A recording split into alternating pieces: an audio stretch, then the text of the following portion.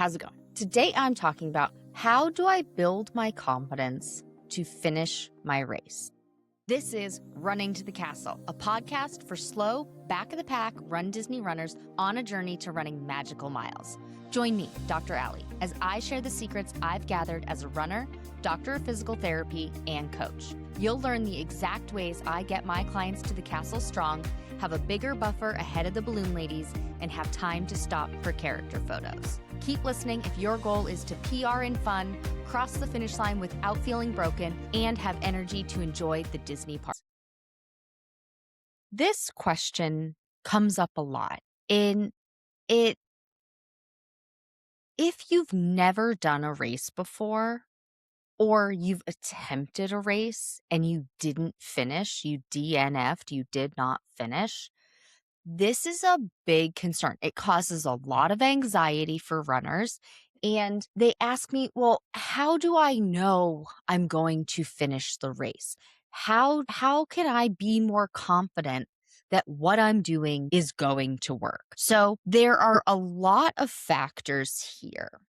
And I'm going to start off with one that I actually won't really talk about. I am not equipped to talk about it. I don't have training in this way, but some of this is an internal struggle that you may need to talk to a therapist about how to build your internal confidence in yourself. Based on past experiences you've had, you may not have the confidence in yourself in a lot of areas. Running may be one of them, and you may need to talk to a professional, a psychiatrist, a psychologist, a sports psychologist, other professionals that can help you dive into some factors that may be ongoing for you that are interrupting your own confidence.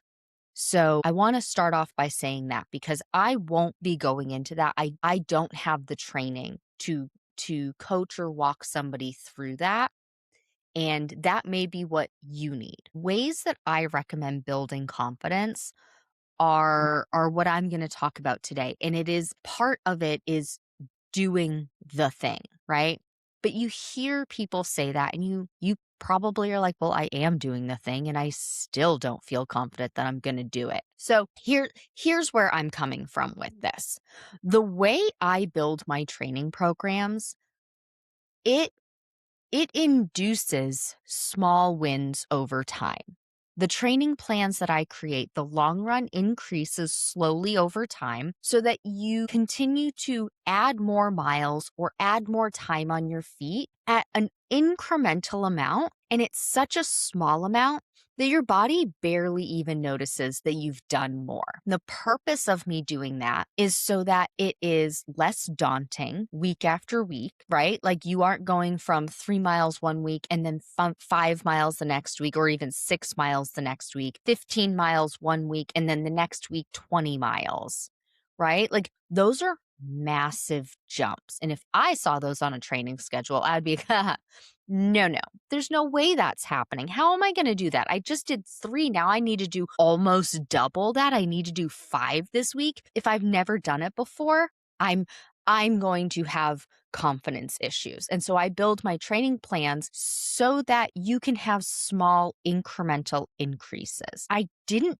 build it for the confidence building act of it, but that is a happy side effect of it. I built it because of the training load aspect. From a physical therapy background, you need progressive overload, meaning that you're progressively over time adding a little bit more, a little bit more, a little bit more. Like it's building up a toothpick castle. You keep going, one toothpick on top of the other, on top of the other, and doing it at a slow amount. You don't just drop the toothpick on the top, right? Like you very strategically place that toothpick in the right spot at the right time with the right speed and velocity so that the whole thing doesn't come crumbling down. That's how I devise my training plans so that somebody can do it without injury. Now, remember, my background first is physical therapy. I started in on the physical therapy world first, then I became a runner. Then I worked with people with regular orthopedic injuries, surgeries. Then I got into running, working with runners. And so from a personal standpoint, I have seen how the other guys' training plans do or don't work and who they do or don't work for. And then with my physical therapy background, taken the information I have learned with progressive overload and added that to the training schedule. And then the world that I'm in has just changed a little bit over time, and I work a little bit less with rehabbing injuries, a little bit less with the injury prone athlete, and more with this category, this group of runners who are slow back of the pack and see all of this information out there that's meant for somebody who is consistently or has been consistently running for years and has done the basics and is faster. So they can do these faster things or these things that require more load on their body. That's not who my training plan is made for. My training plan is made for slow back of the pack runners who are relatively new to running. Yes, maybe they are coming back from an injury, or yes, maybe they have battled some aches and pains through the years and they're fed up with it and they don't want to do that anymore. So that's where my training plans come into play first. But it has this added benefit of you're doing a little bit more each week. And so when you do it that way, you get these constant small wins week after week after week. And you may not even notice that you are having these small wins because they're hard to see. But some things that we can look at are, did I give it my best? Did I hit the goal of the workout, right? Like I talk about running with purpose. Each workout has a purpose, and that exact purpose may change day to day. I've done some runs where I'm just like, I am literally checking the box today. I don't want to do it.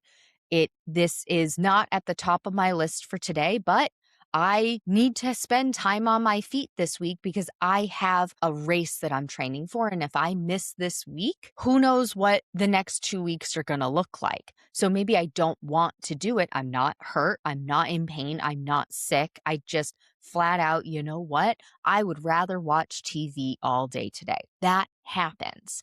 And sometimes I do push myself and I'm going to get out there. And sometimes I just walk those miles because the goal was get the miles done at whatever pace needs to happen, right? Other runs are maybe speed workouts. And the goal is to push my limits, make myself work hard at a fast pace for this amount of time. Yes, I have paces that I'm trying to hit during that run. And it's not a pass fail if I hit all of the paces. That's the only way to pass. No. Let's look at what the overall goal of this one speed workout is 30, 20, 10. The goal is run a pace for 30 seconds, run a second pace for 20 seconds, and sprint a third pace for 10 seconds. Maybe I'm supposed to, quote unquote, hit 15-minute per mile pace for the 30 seconds and 13-minute per mile pace for the 20 seconds and 11-minute per mile pace for the 10 seconds.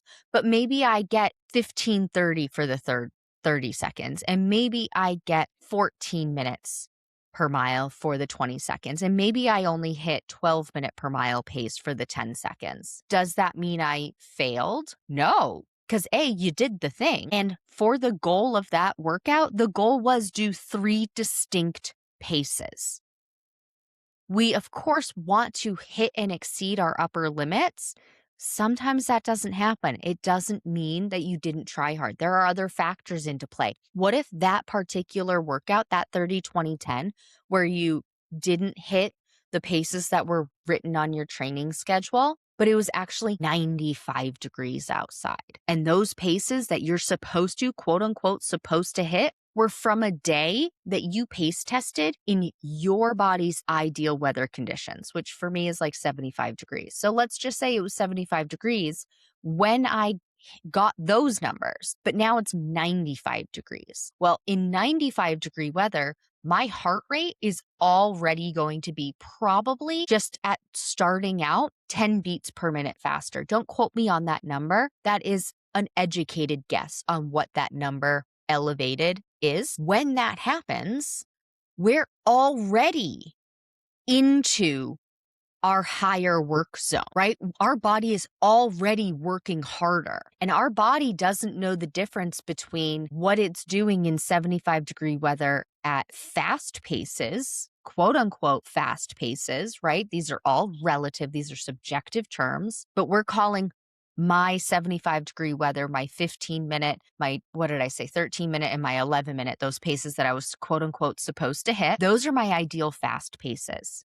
But if I'm already at an elevated state for working, 95 degrees, I'm not going to hit those numbers, but I still achieved my goal of running 3 distinct paces. So one person may say, "Oh God, I never hit my paces.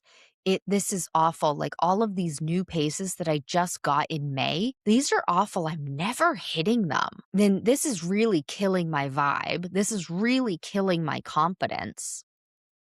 But we need to look at the fact of we're doing this in significantly hotter, I'm not even going to say warmer, significantly hotter weather. And our body already has to work hard to cool us down. Because if it's hotter outside, our internal temperature is also going to be hotter. And our body has to work hard to cool that down. So that means that our heart has to beat a different amount. Our breathing rate's going to be higher because of that. And we're overall going to feel more sluggish because every little thing is going to take more effort because our body is already using resources to cool us down. So when we're thinking about building confidence, which is what this episode is about, when we're thinking about building confidence, we have to put it in perspective as well. What was the goal of this run? This goal of this run, 30, 20, 10, I'm going at 3 distinct paces. Yes, I'm trying to hit these other ones, but put it in perspective. Did I get those paces from a more ideal weather timeline? And now it's July and it's 95 degrees and 80% humidity.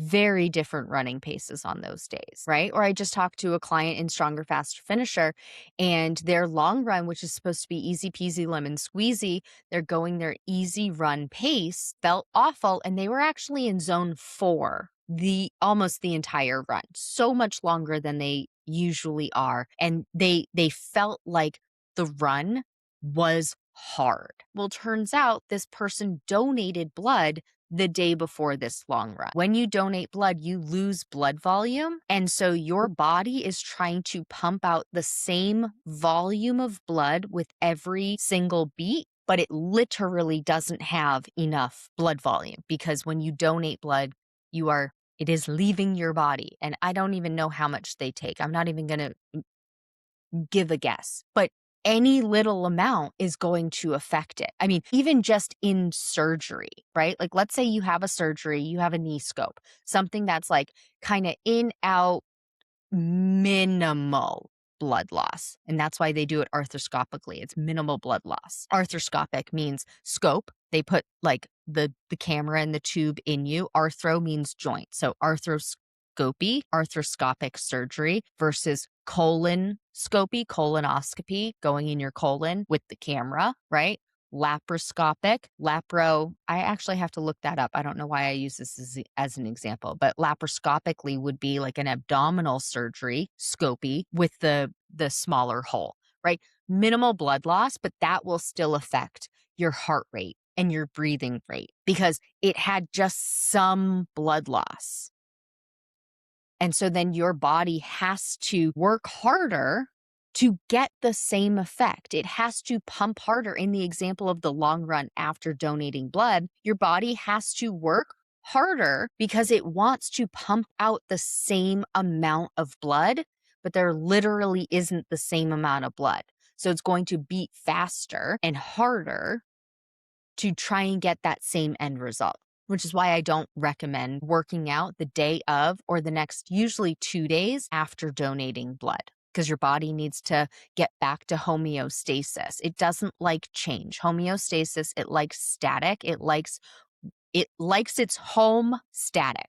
Think of it that way. It likes where it's been at and it doesn't want changes. That was just one example. So when we're thinking about confidence, somebody may look at that long run that this runner did and be like, "Oh my God, I'm getting worse. I was in zone 4 the whole time. My God, this is supposed to be an easy run. This is supposed to be the easiest. I'm just doing terrible. I'm getting slower.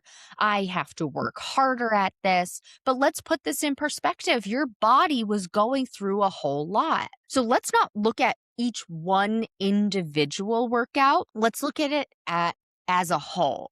There are also many other factors why that workout may have felt awful. Let's say this person didn't donate blood, but maybe the day before it was a holiday and they drank alcohol and they stayed up 4 hours later past their normal bedtime. They woke up at their normal time. And because of that sleep change, they weren't as hungry in the morning. So they didn't eat their final couple of bites of their English muffin, as an example. They didn't drink as much water the day before because they were drinking alcohol. They started off dehydrated, and then maybe that run was awful. It's not the run in this aspect. What else is going on? We don't run and work out in a vacuum. There are so many other factors. I'm not working. I didn't work out the past couple of days.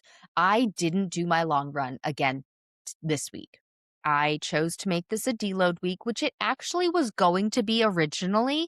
And then because I was staying home because of 4th of July weekend, long story short, we were going to go out of town, but we didn't. I was like, oh, well, since we're not going out of town, I'm going to still do my long run. It was supposed to be 7.61 miles.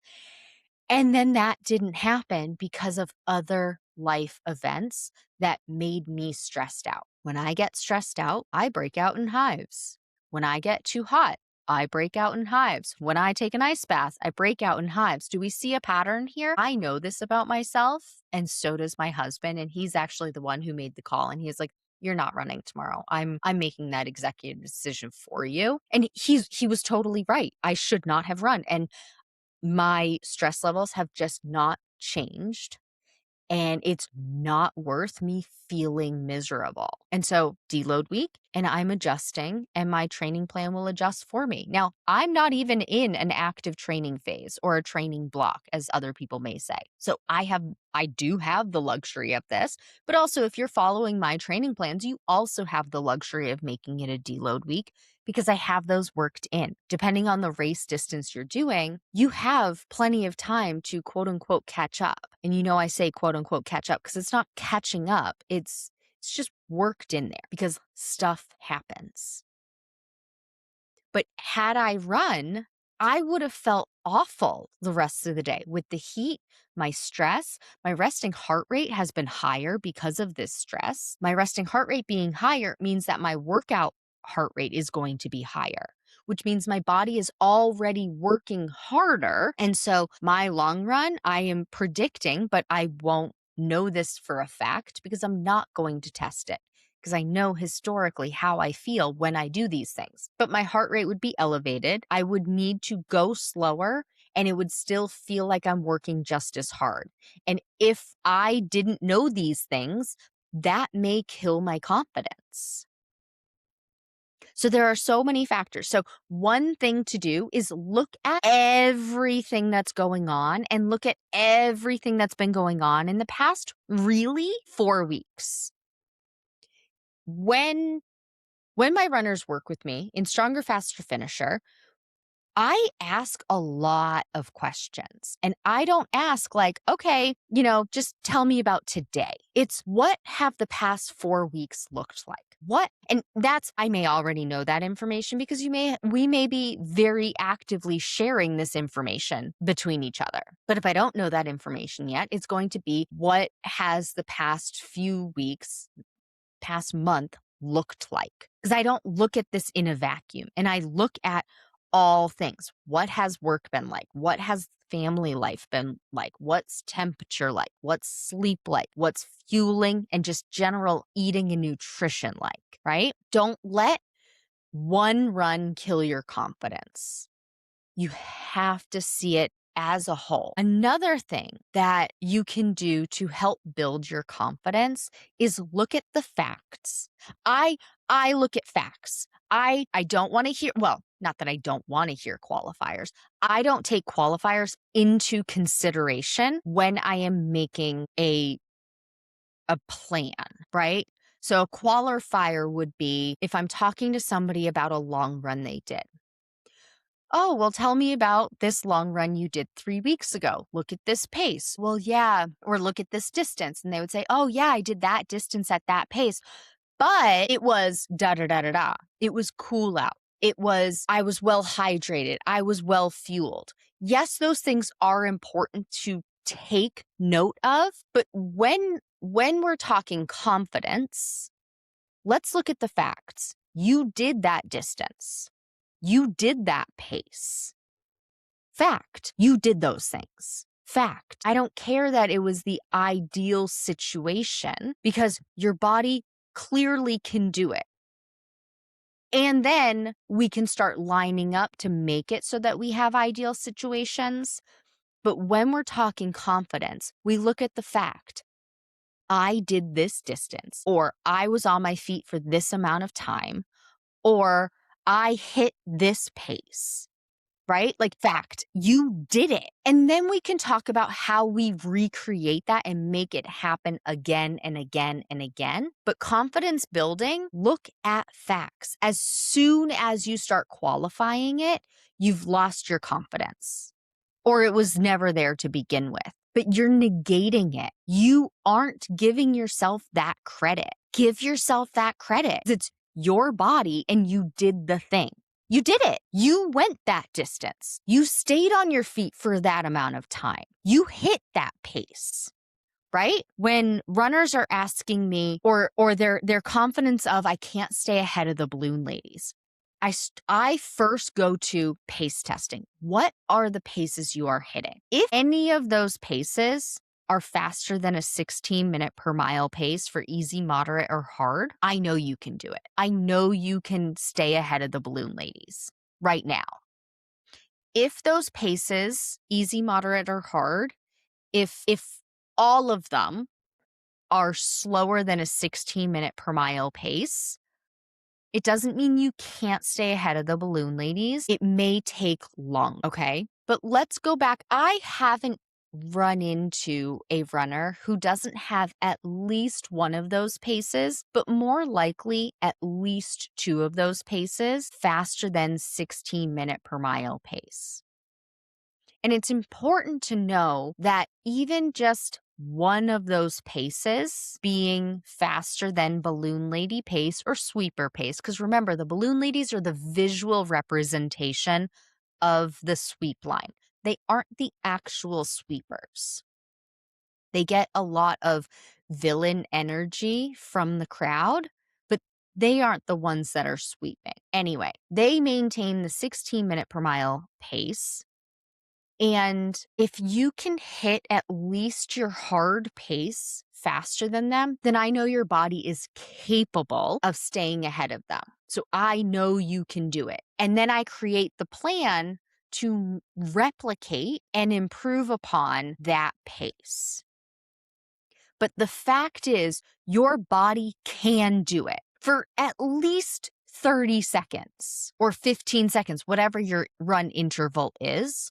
Right? Your body can hit that pace for at least 15 seconds. So it's not out of the realm of possibility. Now, let's make it so that you can do that over and over and over again.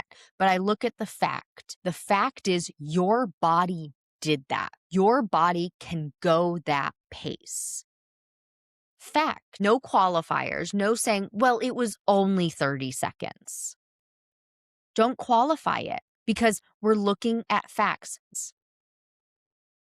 You did this. And then we can create a plan to replicate that so it happens over and over and over again, and you get faster and faster and faster. And one of the ways of getting faster is going slower on that long. One conversation I had with one of my Stronger, Faster Finisher members the other day was, let's look at the facts, because we had a lot of qualifiers in a conversation.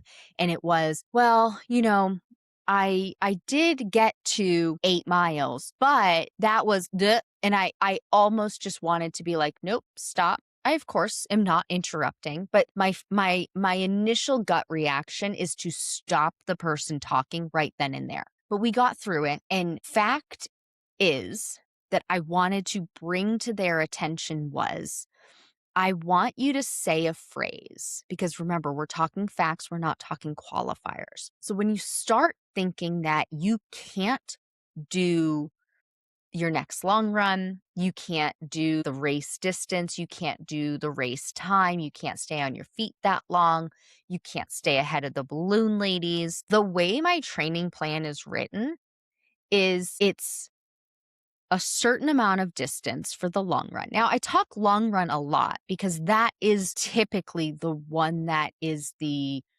mental roadblock. So the long run is written, so it's a 10% increase for 5 to 6 weeks, and then that 5th or 6th week is a deload week, meaning you cut back to let your body either adjust, give yourself a break, or you can use that deload week at another point in time to accommodate a vacation, a day that you're sick, or what have you.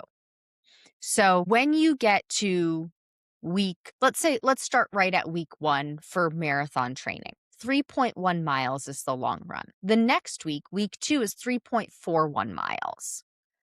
The next week, week 3, is 3.75 miles. The next week, week 4, is 4.13 miles. Okay, so what I want you to think about is the difference between 3.1 to 3.41 is 3.41 is 10% more, meaning 3.41 miles is 3.1 miles plus 10% of that, plus 0.31. Okay, so anybody who doesn't know decimals and percentages, right? 10% is 0.1 as a decimal. So when we are adding it up, we have to take 10% of 3.1. We move the decimal place over to the left 1 place, 0.31. So now we do 3.1 plus 0.31, and that equals 3.41. Okay. When you are doing that, talking about this, if you're training for a marathon, you probably are thinking, God, these miles are so low in the beginning. I just want to start off at 6 or 7 miles. Just start me off higher because this is so dumb. I can do this. Part of going all the way back to 3.1 or 3.41 is the confidence building, because every week, every increase is 10%. So your body only feels a 10% difference. Don't look at the full mileage, because even 10 miles to 11 miles, that's a 10% increase going from 10 miles to 11 miles, because 10% of 10 miles is 1 mile. 10 plus 1 is 11. Same thing at, 15 miles. 10% of 15 miles is 1.5 miles. So a 15 to a 16.5 mile run is still 10%. When we think about it as percentage increases, that's what our body feels it at. It needs to work 10% harder or 10% longer. And in the case of a long run, it's 10% longer, because you should not be working harder. You should still be staying at your easy peasy lemon squeezy pace, your easy pace. So the pace stays the same. So it's not 10% harder, it's 10% longer. Can we agree that 10% more is a small amount, right? Like if we are, let's think about drinking water. If we need to increase 10% more of our water intake every day, is that a small or a large amount? It's a small amount. Like looking at my LaCroix water, forgive me if I pronounced that wrong, but 12 fluid ounces on this delicious strawberry peach sparkling water. 10% more of that would be 1.2 fluid ounces. If I told myself that I need to increase my water intake by 10% more each day, and that means each time I drink a can of my LaCroix water, I need to, when I finish that can, I need to drink 1.2 fluid ounces more. And when we look at the size of a can, if this is 12 ounces, 1.2 fluid ounces is going to be somewhere way down at the bottom. That's not that much more, right? Because 10% really is such a small amount. So if I had to drink 1.2 fluid ounces more every time I finished a can of my sparkling water, that's not going to bust me at my seams, right? Like I'm not going to feel like my bladder or my stomach is overly extended, right? My body's not going to notice that I basically took one more sip of water. But 10% more is barely perceptible to your body. And so we start all the way at 3.1 miles and increase slowly over time. So our body can very easily adjust to 10%. It starts off slow. So then by the time we get to 15 miles and need to then go to 16.5 miles after that, our body is so used to this 10% increase that it barely notices we're doing a difference physically. Physically, our body barely notices. Mentally, we may get in our way. And that's where I want you to start saying this phrase. I know I can do this because I've done it before and it's only 10% more. I know I can do this because I've done it before and it's only 10% more. And you can do it because you have done it and it's only 10% more, right? And so we start saying that at the beginning, 3.1 miles. That should never be your very first run in your life. So you can start off right from the gate. I can do this because I've done it before. And it should only be 10% more than what you were doing before. But that is not always the case at the beginning of a training schedule. But week 2, I know I can do this because I've done it before and it's only 10% more. Week 3, I know I can do this because I've done it before and it's only 10% more. And so on and so forth until you get all the way up to your longest long run. Now you may be saying, Allie, you don't have me go 10% less than race distance. No, you're right. I don't. I have you go 70 to 80% of race distance.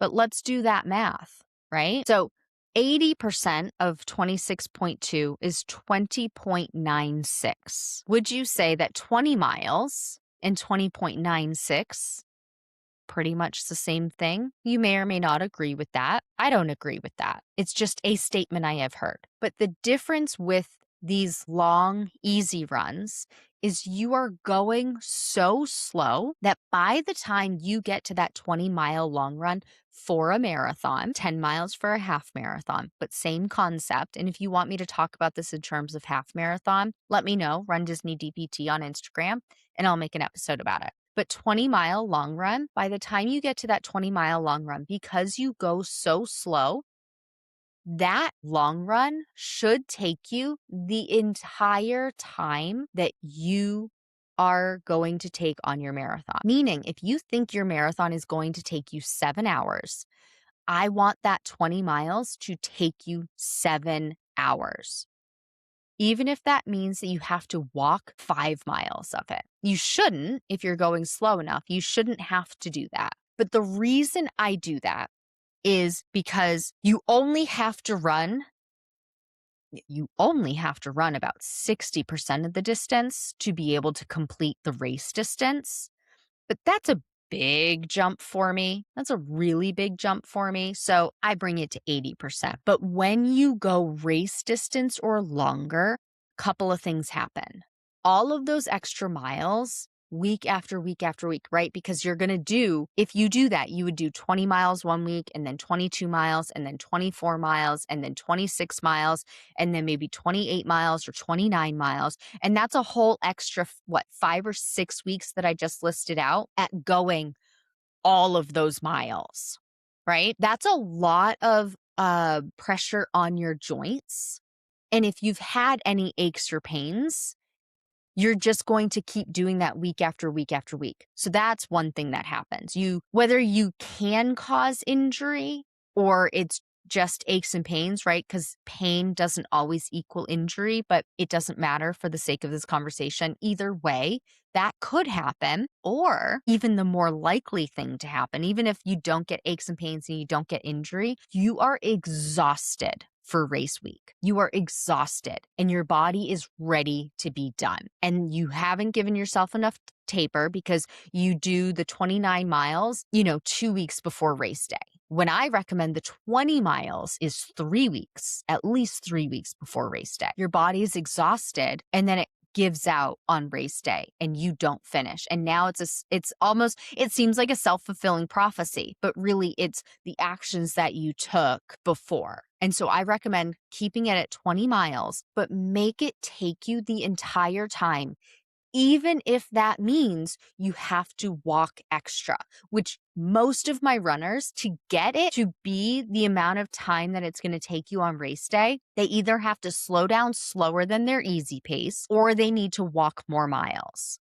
And so once you get to that distance, that 20 miles for 7 hours, now when you get to race day, I can do this because I've already done it. And it's just 10% faster. So going up to this, it was, I know I can do this because I've done this and it's just 10% more. Well, it's not 10% more, but you are going to go 10% faster. We already know that you can be on your feet for that length of time, right? That's the length of time. And I use 7 hours as an example because that's balloon lady math time, right? It will take them 7 hours and 1 minute or something like that. When they maintain that 16 minute per mile pace, it will take about 7 hours.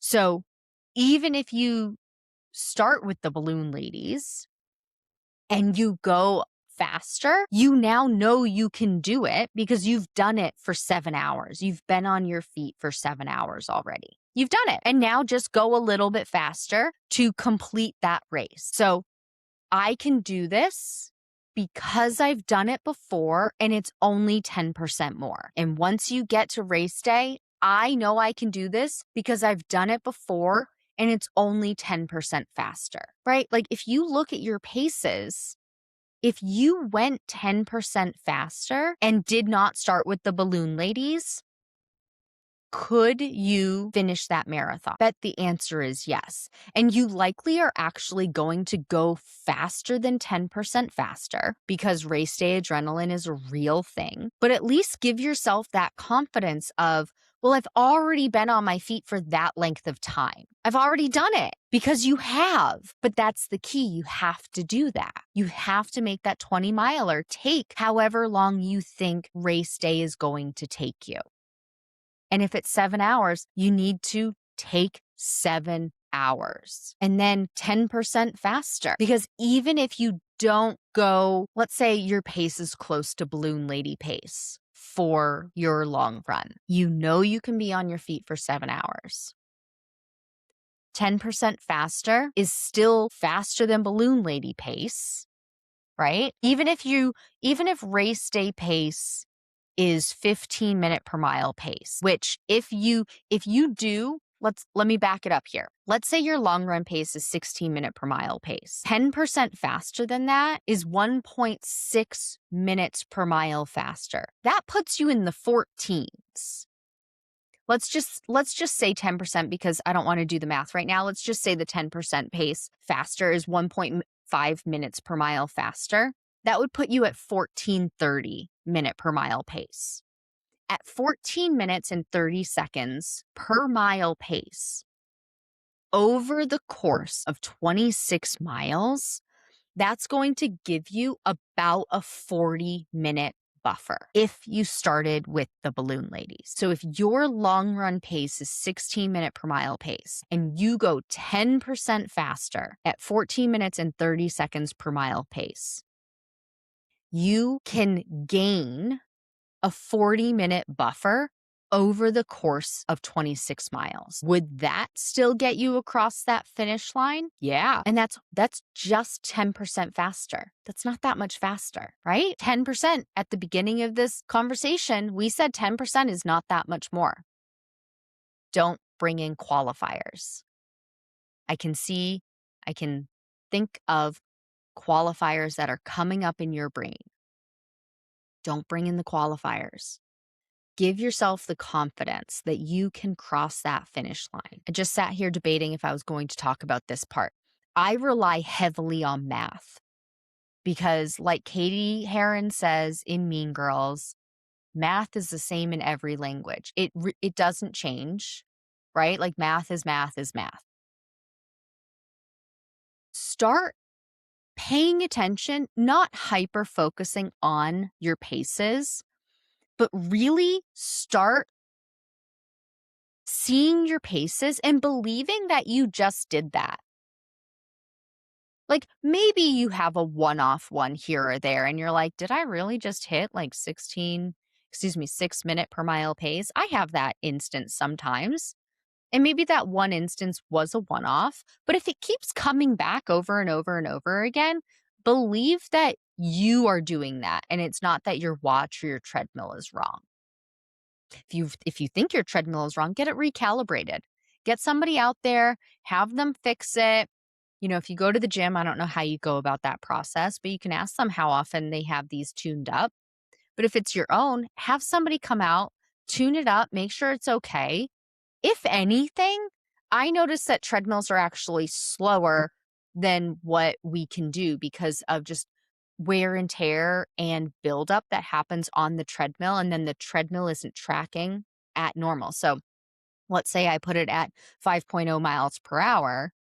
Maybe it's actually going slower than that. And I could go faster than that is what that means, right? Because of buildup, or if the belt is actually off and like rubbing wrong, then it's not going as fast. So if anything, that's what I've noticed, that the treadmill isn't faster than what it says, slower than what it says, right? But start looking at your paces and start focusing on recognizing what your body feels like when you're doing these paces. So then you can say, okay, well, my 16-minute per mile pace really is my easy pace. And what did I use as examples earlier? Oh, I used 15 minutes and 13 minutes as moderate and then 11 minutes as hard, right? Start believing that those are actually your paces. And again, going back to the beginning, if you can't trust that math, if you can't trust those numbers that keep coming up over and over and over again, you may need some mental health work on that. Because your watch is not gaslighting you. Your watch is not lying to you, right? Or go out, find a track, measure a distance, and repeat. Let's say you do, I don't know, 100 meters. I don't know. I don't know what a long distance in meters for these sprints is. All I know is what I hear Olympics and then what American football players have to do for their time trial, whatever. But it doesn't matter. You can do it for any length of distance. You can do it for 10 feet if you wanted.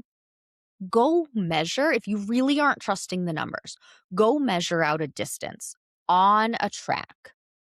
Have somebody time you how long it takes you to get across that distance and do the math to see how fast you ran.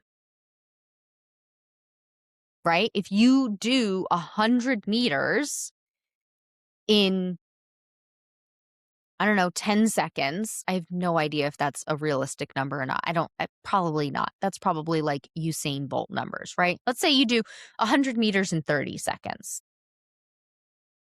Go do the math to figure out how many miles per hour that is. If you don't know how to, go find yourself somebody who likes math, ask them to do it, put it into ChatGPT, put it into Gemini, put it into Claude, ask them like, hey, I went this distance. It took me this amount of time. Convert that for me to miles per hour or minutes per mile or both and see what that number is. And do that distance at your easy pace. Do that distance at your moderate pace. Do that distance at your hard pace. And see what the average out is. And no qualifiers. No, oh, well, I only did it for 100 meters, not 26.2 miles. Remember, the qualifier doesn't matter. Can your body physically do that pace? Can your body physically do that? If the answer is yes, then it's just following the strategic plan that gets you to do that pace over 26.2 miles, right? Like, I'm not promising your hard pace at 26.2 miles. That one's unrealistic because your hard pace should be your all-out sprint, and nobody, not even the Olympians, are able to do an all-out sprint for 26.2 miles. But if your body can do it, now it's just the strategic plan over a strategic amount of time to get you to be able to do it for a longer distance or a longer amount of time, longer than that 100-meter dash, right? So these are all ways to start trusting yourself. And part of it is believing in yourself that you did actually do that thing. That wasn't made up. You did do 3.1 miles last week. So you can do 3.41 miles because you've already done it. You've done 3.1 and it's just 10% more to equal the 3.41. And then we get up to race distance after our longest run, taking us the amount of time it's going to take us to do that 26.2 miles. I can do it because I've already done it. I've already been on my feet for 7 hours. I know I can do it because I've already been on my feet for 7 hours. And now I'm going to go 10% faster. And believe yourself when your body hit those paces. Either believe yourself because you've done the mental health work to overcome a mental block in believing in yourself, or let's trust the math. Go do it. Go mark out a certain distance and then do what your body feels like when you do that easy pace, what your body feels like when you do that moderate pace, what your body feels like when you do that hard pace, and see what those numbers translate out to be. You can do this. I know you can do this. I know you can do this. You need to start believing in yourself. And I outlined the actions you can take today to start making that happen.